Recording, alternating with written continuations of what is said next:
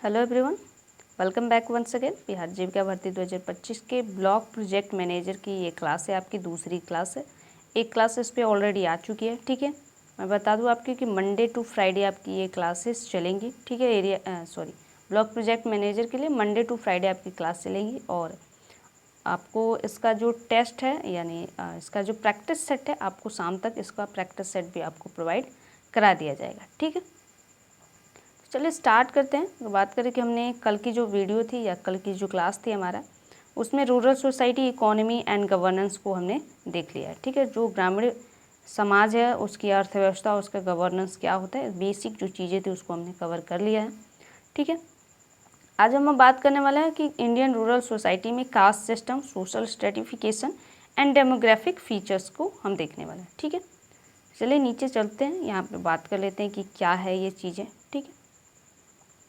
अगर बात करें तो भारतीय ग्रामीण समाज क्या है, एक जटिल और पदानुक्रम व्यवस्था है जिसमें विशिष्ट सामाजिक, आर्थिक और जनसांख्यिकीय विशेषताएं हैं। इसकी 3 विशेषताएं, इसको ध्यान रखना है। सामाजिक संरचना पारंपरिक जाति व्यवस्था से बहुत अधिक प्रभावित है, जबकि इसकी जनसांख्यिकीय आबादी प्रवासन और साक्षरता में महत्वपूर्ण प्रवृत्तियों को दर्शाती है। ये कह रहे हैं कि जो ग्रामीण अर्थव्यवस्था या जो ग्रामीण समाज है हमारा, एक हायरार्किकल सिस्टम यानी पदानुक्रम, जिसको हायरार्की बोलते हैं, उस पर चलता है। इसको समझने के लिए मैं आपको बताऊँ, जैसे आप एक सीढ़ी मान लीजिए, आपके घर में जो सीढ़ी का जो स्टेप होता है आपको पता है, 1 स्टेप 2 3 करके ऐसे जो स्टेप बना होता है सीढ़ी का, आपको पता है कि ऐसे जो सीढ़ी चलती है आपको, ठीक है। थोड़ा सा मिक्स हो गया, ऐसे चलती है ये सीढ़ी आपकी चलती है। तो ये क्या है, हायरार्की है। जैसे 1 2 3 करके चले तो ये 3 स्टेप हो गए, इसी को हायरार्की बोलते हैं, ठीक है। पदानुक्रम बोलते हैं, एक पद के बाद दूसरा, ठीक है। जैसे आपके भाई बहन होंगे तो आपके भाई बहन में एक बड़ा आपसे जो सबसे बड़ा होगा या उसके बाद एक ऐसे करके होता है ना, तो उसे वैसे ही हायरार्की होती है। समाज में भी हायरार्की होती है। ये जो हायरार्की होती है उसका निर्धारण सामाजिक, आर्थिक और जनसांख्यिकीय विशेषताओं के आधार पर किया जाता है। सामाजिक का मतलब है कि समाज में उनकी स्थिति कैसे, उस आधार पर होगा।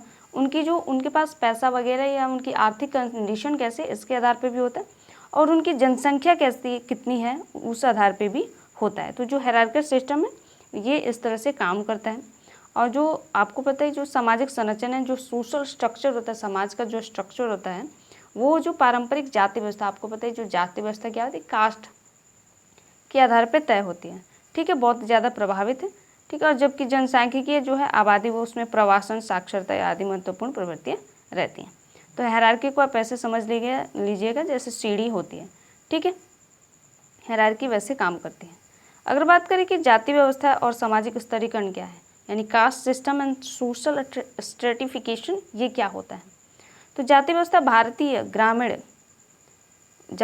ग्रामीण भारत में सामाजिक स्तरीकरण यानी सोशल स्ट्रेटिफिकेशन का एक स्वरूप है। यह एक बंद व्यवस्था है। इसका अर्थ है कि सामाजिक स्थिति में से जन्म से निर्धारित होती है। जो हमारा सोशल स्टेटस होता है कास्ट सिस्टम में, वो क्या होता है कि जन्म से निर्धारित होती है और इसे बदलना मुश्किल है। इस जाति की सदस्यता एक व्यक्ति के व्यवसाय, विवाह, साथी और सामाजिक संबंधों को निर्धारित करती है, जिसमें अनुष्ठानिक शुद्धता और प्रदूषण की अवधारणाओं के आधार पर एक कठोर पदानुक्रम होता है।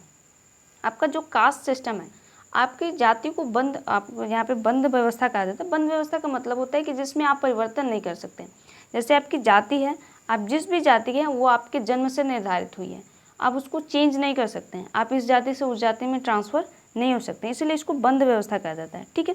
जाति क्या है, एक बंद व्यवस्था है क्योंकि इसमें आप चेंजेस नहीं कर सकते। जबकि एक क्लास आता है, क्लास जिसे वर्ग बोलते हैं, इसमें आप चेंज कर सकते हैं। जैसे धनी व्यक्तियों का वर्ग हो गया, व्यवसायी वर्ग हो गया, शिक्षकों का एक वर्ग हो गया, ये क्या होती है, क्लास होती है। इसमें चेंजेस हो सकता है, ठीक है। आप मान लीजिए अभी मेरा जो प्रोफेशन है टीचर का है, ठीक है। अभी मेरा जो प्रोफेशन है वो टीचर का है, मैं आप पढ़ाती हूँ। तो मेरा जो वर्ग है या मैं किस क्लास में आऊँगी, तो मैं टीचर की क्लास में आऊँगी, यानी प्रोफेशन जो है मेरा टीचर का है।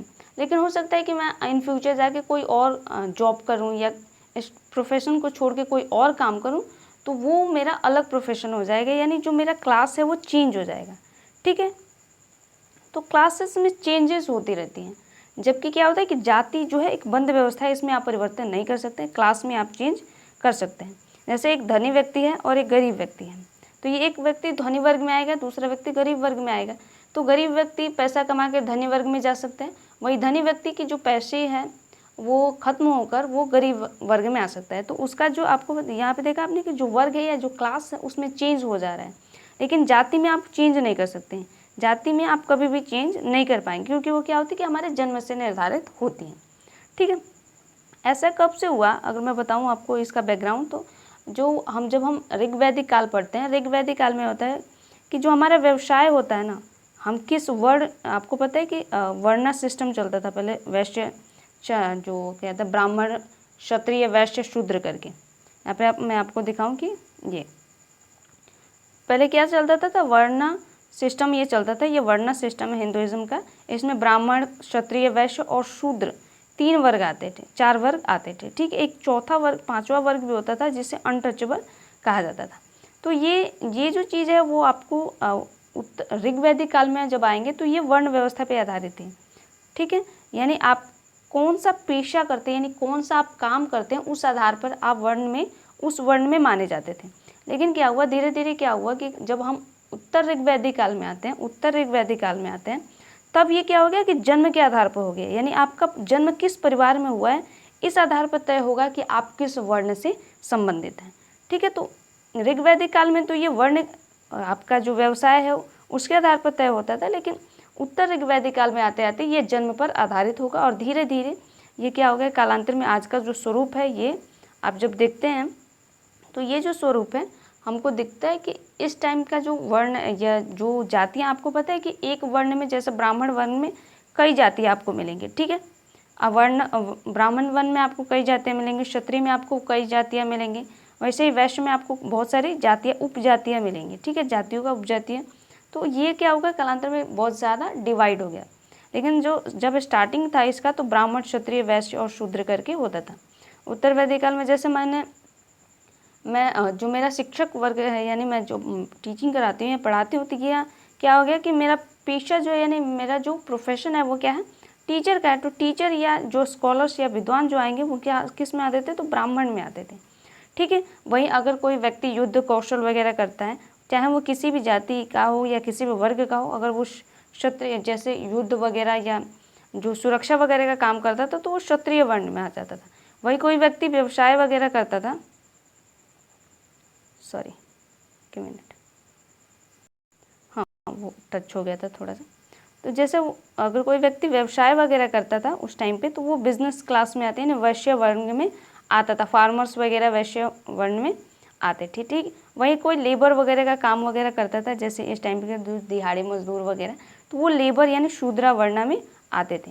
ठीक है, तो उस टाइम पे ऐसा चलता था। लेकिन क्या हुआ, धीरे धीरे उत्तर ऋग्वैदिक काल में आते आते ये जन्म के आधार पर तय होने लगा, यानी आपका वर्ण, आप किस वर्ण के हैं ये तय किससे होगा कि आप किस जाति में आपका जन्म हुआ है या किस वर्ण में आपका जन्म हुआ है। ठीक है, तो ये सारी चीज़ें होती हैं कि अगर बात करें जाति व्यवस्था की, तो जाति व्यवस्था में जो चीज़ें होती हैं इसमें इसको तो एक तो बदलना मुश्किल होता है, क्योंकि इससे वर्ण व्यवस्था जो बंद व्यवस्था कहा जाता है। इसके साथ ही साथ इसमें जो सदस्यता है उनके लिए कुछ प्रतिबंध भी होते हैं। जो सदस्य होते हैं, जैसे आप उनका अपना एक व्यवसाय होता है उनका।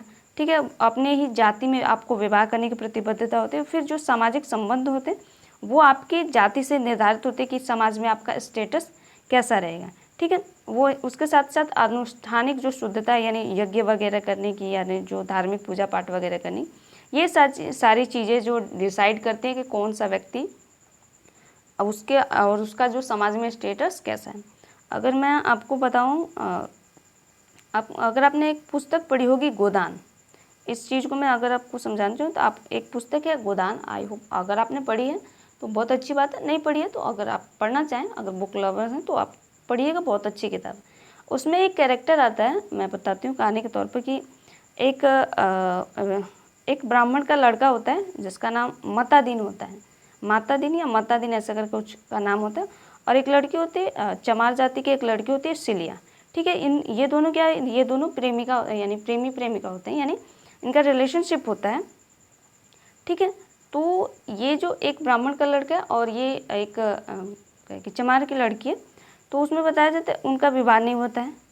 ठीक, अब क्या होता है कि एक बार क्या होता है कि या एक तो होता है कि उसके जो मतादीन होता है वो एक तो ब्राह्मण का लड़का होता है और वो एक जो चमार की लड़की होती है उससे प्रेम करता है।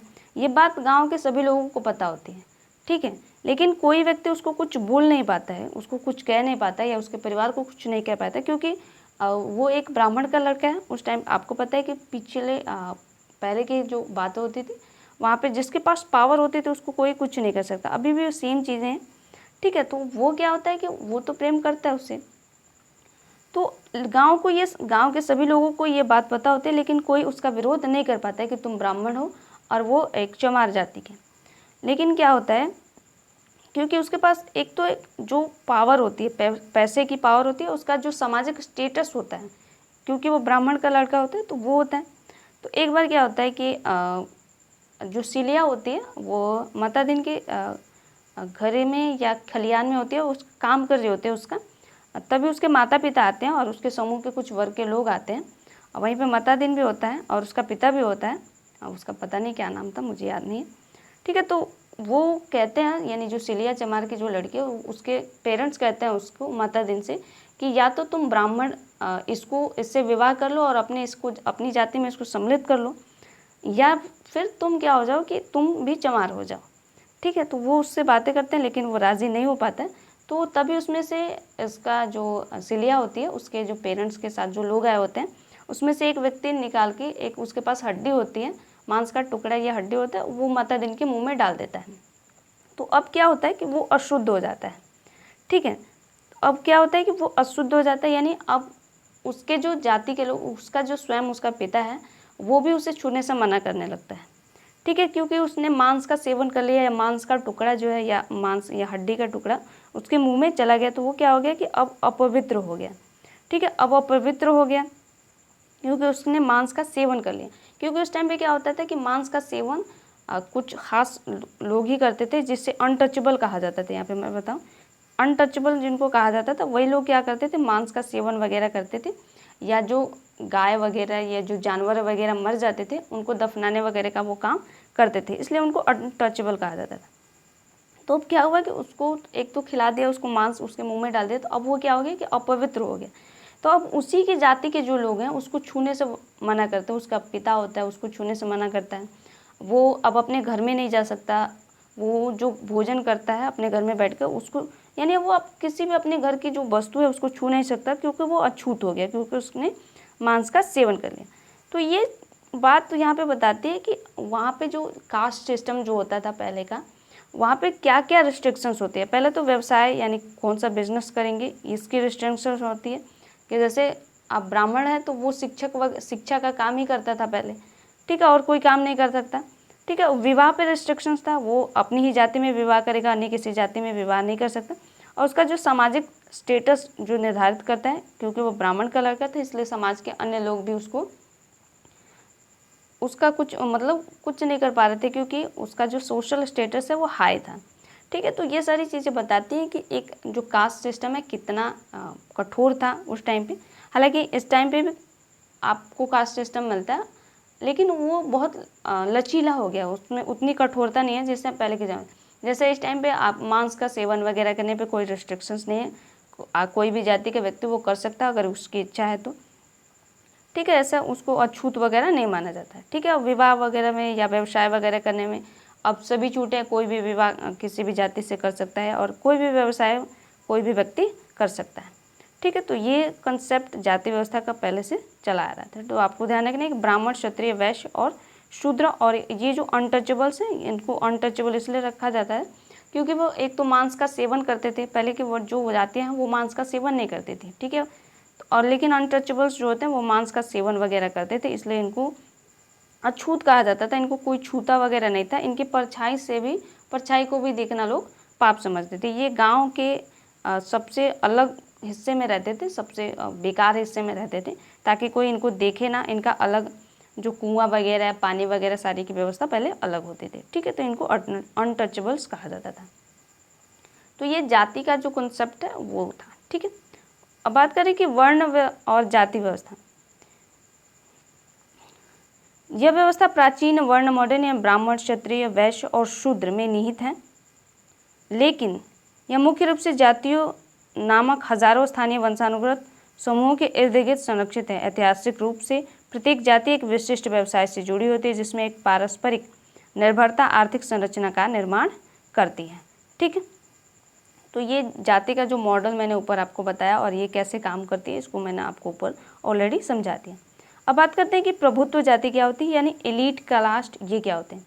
समाजशास्त्री एक एम.एन. श्रीनिवासन ने प्रभुत्व जाति की अवधारणा पेश की है, जो एक संख्यात्मक रूप से मजबूत भूस्वामी जाति है जो किसी विशेष गांव या क्षेत्र में महत्वपूर्ण आर्थिक और राजनीतिक शक्ति रखती है। यह समूह अक्सर गांव के संसाधनों और निर्णय लेने की प्रक्रिया को नियंत्रित करता है, जो स्थानीय शासन और शक्तिशाली गतिशीलता को प्रभावित करती है।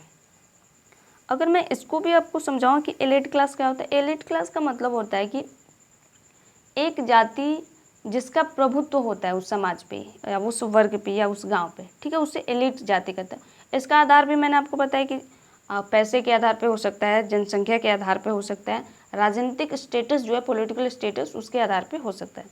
अब मैंने जैसा अभी आपको बताया कि जो गोदान की मैंने कहानी बताई आपको सिलिया और माता दिन का, वैसे ही उसी गांव का में एक जो कैरेक्टर होता है, मेन कैरेक्टर होता है गोदान का होरी, उसका लड़का होता है, ये भी उसी में की कहानी। उसका लड़का होता है एक गोबर करके एक लड़का होता है, उसका होरी का एक लड़का होता है गोबर, वो एक जुनिया नाम की लड़की से प्रेम करता है और जो विधवा होती है, ठीक है, विधवा होती है। और ये जो होरी होता है उसका जो लड़का होता है ये बहुत गरीब परिवार के होते हैं, ठीक है, बहुत ज़्यादा गरीब होते हैं। तो अब ये क्या करता है कि जो जुनिया को ये अपने घर लेके आ जाता है, ठीक है। तो अब क्या किया जाता है कि इसको क्या किया जाता है, इसके और जो होरी का परिवार होता है और गोबर पे इस पर क्या किया जाता है कि रिस्ट्रिक्शंस लगाते हैं, यानी इनको जाति से बहिष्कृत कर दिया जाता है क्योंकि इसने दूसरी जाति की लड़की से विवाह कर लिया था, ठीक है, या उसको अपने साथ लेके आ गया। तो इसको क्या किया जाता है कि इस पर रिस्ट्रिक्शंस लग जाते हैं, खाने वगैरह सारी चीज़ें, और इनको क्या किया जाता है कि जाति से बहिष्कृत कर दिया जाता है। यानी गांव के कोई भी व्यक्ति इनसे बात वगैरह नहीं करेगा, इनकी हेल्प नहीं करेगा, खाने पीने पे सब चीज़ों पे इन पर रिस्ट्रिक्शन लगा दी जाती है। तो ये जो चीज़ें ये बताती है कि प्रभुत्व जाति, अब वो जो जातियाँ हैं प्रभुत्व जाति, वैसे लोग जो उनका उस गाँव पे प्रभाव रहता है, ठीक है, उस गाँव में, जैसे मैंने ऊपर बताया आपको कि जो माता दिन था उसने भी एक लड़की से विवाह किया था, एक लड़की से प्रेम करता था, और यहाँ पे गोबर भी करता था, लेकिन इन दोनों का क्या है, स्टेटस अलग अलग है। एक तो वो जो माता दिन है वो ब्राह्मण कलर का, इसलिए उसको कोई कुछ नहीं बोल रहा है, सेम चीज़ें वही भी कर रहा है, लेकिन वही चीज़ गोबर ने की। तो अब क्या किया गया कि उसके और उसके पूरे परिवार को क्या कर दिया गया, समाज से बहिष्कृत कर दिया गया। तो ये चीज़ बताती है कि जो सोशल स्टेटस होता है कितना इंपॉर्टेंस होता है, उसका क्या महत्व होता है, वो सारी चीज़ें बताती है। अगर आपके पास पावर नहीं है, पैसे की पावर नहीं है, सामाजिक स्थिति की पावर नहीं है, ठीक है, तो ये सारी चीज़ें आपके लिए वही सेम चीज़ें अगर कोई पैसे वाला व्यक्ति करता है तो वो जिसके पास पावर है वो करता है तो वो ठीक है, उसका कोई विरोध नहीं कर रहा है। लेकिन वही सेम चीज़ें जब गोबर ने की तो उसके और उसके परिवार को समाज से बहिष्कृत कर दिया गया, ठीक है। तो ये सारी चीज़ें बताती है कि जो हमारा स्टेटस होता है वो हमारी जो सामाजिक स्थिति को कैसे निर्धारित करती है, ठीक है। अगला कार्य है कि वर्ग के साथ अंतर संबंध। जबकि जाति व्यवस्था एक शक्तिशाली सामाजिक पहचान है, यह आर्थिक वर्ग के साथ महत्वपूर्ण रूप से संबंधित है। यानी जो वर्ग होता है वो इकोनॉमिकल जो स्टेटस होता है उस पर होता है, यानी आप पैसा कमा के किसी भी वर्ग में सम्मिलित हो सकते हैं, जैसे मैंने आपको ऊपर शुरू में ही बताया। उच्च जातियों के पास आमतौर पर अधिक पूंजी होती है और संसाधन, शिक्षा, राजनीतिक शक्ति का बेहतर पहुँच होती है। इसके विपरीत निचली जो जातियाँ विशेष रूप से दलित हैं, जिन्हें अछूत के रूप में जाना जाता था, अक्सर भूमिहीन होती हैं और कृषि मजदूर के रूप में काम करती हैं और ऐतिहासिक और वर्तमान भेदभाव का सामना करती हैं। अभी मैंने जैसे आपको बताया कि जो अंतर संबंध मैंने बताया कि माता दिन और जिनने जो काम किया, यानी माता दिन भी एक लड़की से प्रेम करता था, लेकिन उसकी स्टेटस वो ब्राह्मण कलर का है इसलिए उसको कोई नहीं बोलता था, लेकिन गोबर वही का काम करता है। तो वो क्योंकि उसकी जो सामाजिक स्थिति होती है वो एक तो गरीब परिवार का होते हैं और प्लस में निम्न जाति के होते हैं, तो उसको क्या किया जाता है कि समाज के लोग उसको क्या करते हैं कि बहिष्कृत कर देते हैं कि इसने ऐसा काम किया, गलत काम किया। वही सेम चीज़ माता दिन ने किया तो उसको कोई कुछ नहीं बोल रहा है, ठीक है। तो ये सारी चीज़ें दर्शाती हैं समाज का जो स्वरूप होता है उसको बताती हैं। बात करें जनसांख्यिकी विशेषताएं की, तो ग्रामीण भारत देश की अधिकांश आबादी का घर है और इसकी जनसांख्यिकीय प्रोफाइल चुनौतियों और अक्सर एक अनूठा प्रस्तुत करती हैं। अवसरों का अनूठा, आपको पता है कि गांव की जो लगभग 60 से 70% आबादी है भारत की अभी भी गांव में रहती है, ठीक है। इसलिए भारत को ग्रामीण का देश कहा जाता है। जनसंख्या और घनत्व की बात करें तो ग्रामीण क्षेत्र में भारत की कुल आबादी का 2/3 हिस्सा रहता है, ठीक है। जितनी भी आबादी है उसका 2/3 हिस्सा अभी भी गाँव में रहते हैं। 3 लोग हैं मान लीजिए, तो 3 में से 2 लोग अभी भी गाँव में से हैं और एक व्यक्ति शहर में रह रहा है, तो यही 2/3 का मतलब होता है। इन क्षेत्रों में जनसंख्या घनत्व तो आमतौर पर शहरी क्षेत्रों की तुलना में कम होता है, लेकिन राज्यों में महत्वपूर्ण भूमिका होती है। आपको पता है कि गांव का जो जनसंख्या होगा बहुत कम होता है, इकट्ठा जो जनसंख्या होती है वो कम होती है, ठीक है। जैसे एक गांव में आपको 500, 700, 1000 या 2000 के करीब लोग मिलेंगे, लेकिन उतने ही एरिया में आप शहरों में जाइएगा तो 10,000 की जनसंख्या वहाँ पे रहती है। तो जो जनसंख्या घनत्व होता है गाँव में कम होता है, ठीक है, क्योंकि यहाँ पे जगह बहुत ज़्यादा होती है, कंजस्टेड नहीं होता है। प्रवासन की बात करें तो एक महत्वपूर्ण जनसांख्यिकी प्रवृत्ति ग्रामीण शहरी प्रवासन है। लोग विशेष रूप से युवा और वंचित समुदायों के लोग बेहतर आर्थिक अवसरों, उच्च वेतन और शिक्षा और सेवाओं तक पहुंच की तलाश में शहरों की ओर जाते हैं। यह अक्सर कृषि में सीमित नौकरियों जैसे पशु कार्गो और शहरी केंद्रों में बेहतर जीवन के वादे जैसे पुल कार्गो से प्रेरित होता है। और प्रवासन जैसे ग्रामीण आबादी को बूढ़ा कर सकता है और इससे शहरी बुनियादी ढांचे पर दबाव बढ़ता है। तो आपको पता है कि जो बेहतर जीवन स्तर आपको गांव में, और जब शहर और गांव की कंपैरिजन करते हैं तो बेटर जो फैसिलिटीज़ होते हैं आपको पता है कि शहरों में मिलती है। अच्छी एजुकेशन, अच्छी सड़कें, अच्छे हॉस्पिटल्स, रोज़गार के साधन गाँव की तुलना में वहाँ पर ज़्यादा अच्छे से मिलते हैं, इसलिए प्रवासन को बढ़ावा मिलता है। जिससे क्या होता है कि जो शहर की आबादी होती है, जो शहर का जो इंफ्रास्ट्रक्चर होता है उस पर दबाव बढ़ जाता है। साक्षरता और शिक्षा की बात करें तो ग्रामीण भारत में साक्षरता दर शहरी क्षेत्रों की तुलना में कम है, जिससे उल्लेखनीय लैंगिक असमानता है। लैंगिक असमानता का मतलब होता है दो लिंगों के बीच असमानता। जैसे एक लड़का है, एक लड़की की एजुकेशन में, एक बॉय एक गर्ल की एजुकेशन में आपको जो असमानता मिलती है। जैसे मान लीजिए कि एक फैमिली है, उसके 2 बच्चे हैं, एक फैमिली है उसके 2 बच्चे हैं, तो अब वो एक बच्चे के एजुकेशन पे ज़्यादा पैसा खर्च कर सकता है बजाय दूसरे के। दोनों पे इक्वल नहीं करते हैं, जिससे क्या होता है कि जो लैंगिक असमानता देखने को मिलती है। जैसे एक परिवार है, उसमें एक लड़का है और एक लड़की है उसकी, ठीक है, तो वो लड़की के एजुकेशन पे ज़्यादा पैसा नहीं खर्च करेंगे, लड़के के एजुकेशन पे पैसा खर्च करेंगे, जो क्या होता है कि बाद में लैंगिक असमानता को दर्शाती है। जबकि सरकारी प्रयासों और शैक्षणिक योजनाओं ने शिक्षा तक पहुँच में सुधार किया है, बुनियादी ढांचे की कमी, योग्य शिक्षकों और गरीब जैसी चुनौतियाँ अभी भी प्रगति में बाधा डाली हुई हैं। तो जो लैंगिक असमानता होती है उसका एक मेन रीजन होता है, एक तो शिक्षा में कमी होती है, उस ऊपर से क्या होता है कि जो रोज़गार वगैरह एक है कि गरीबी उसमें मेन रोल प्ले करती है। कह रहे हैं कि प्रजनन और मृत्यु दर, पारंपरिक रूप से ग्रामीण आबादी शहरी क्षेत्रों की तुलना में उच्च प्रजनन और मृत्यु दर रही है। हालांकि बेहतर स्वास्थ्य सेवाएं और बढ़ती जागरूकता के साथ ग्रामीण भारत में प्रजनन दर में गिरावट आ रही है। यह प्रतिस्थापन स्तर के करीब आ रही है, जो एक जनसांख्यिकीय संक्रमण यानी डेमोग्राफिकल ट्रांजिशन का संकेतक होते हैं। तो जो गाँवों और जो शहरों की तुलना में जो मृत्यु दर होती है, प्रजनन के समय जो मृत्यु दर होती है वो उसमें परिवर्तन हो रहा है। जो पारंपरिक रूप से जो चीज़ें होती थी वो अब जो संस्थागत हो रही है, जैसे हॉस्पिटलाइज के माध्यम से की जा रही है। तो इसी के जो फर्टिलिटी रेट होती है उसमें सुधार हो रहा है, उसमें गिरावट आ रही है। इसके साथ साथ जो जन्म के समय जो मृत्यु दर होती है उसमें भी सुधार हो रही है, ठीक है। तो ये सारी चीज़ें थी जो इन बात करें जो कास्ट सिस्टम की कंसेप्ट जो था, कास्ट सिस्टम का कंसेप्ट क्या है, डेमोग्राफिक फीचर्स वगैरह, ये सारी चीज़ें हैं इसमें, ठीक है। तो मिलते हैं नेक्स्ट वीडियो में गाइस, तब तक के लिए धन्यवाद।